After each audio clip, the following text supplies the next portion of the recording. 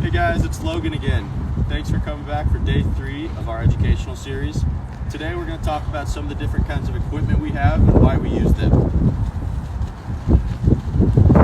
So first off, we're going to have our air mover here. Our air mover helps to increase the rate at which moisture evaporation takes place.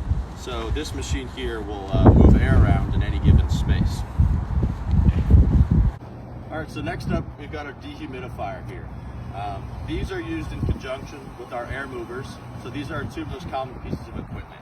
The dehumidifier it pulls the moisture out of the air and expels the dry air back into the house, and so it uses a refrigeration-based heater system to reduce relative air humidity from about 50 to 100% down to 30 to 50%. So it extracts moisture out of the air, it heats the dry air back up.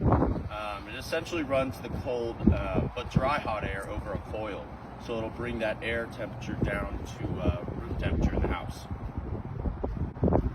So next up we got our air scrubber.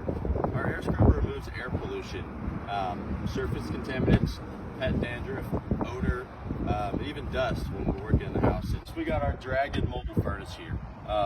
Obviously we use more than 4 pieces of equipment, but these are the 4 most interesting and common pieces of equipment that we'll use.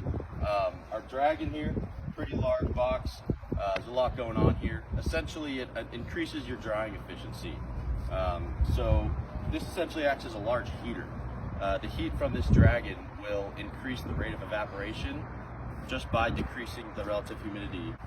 So thanks for joining us on day 3 today. Stay tuned tomorrow for some more insight as to why we do what we do. Thanks for joining, and see you tomorrow.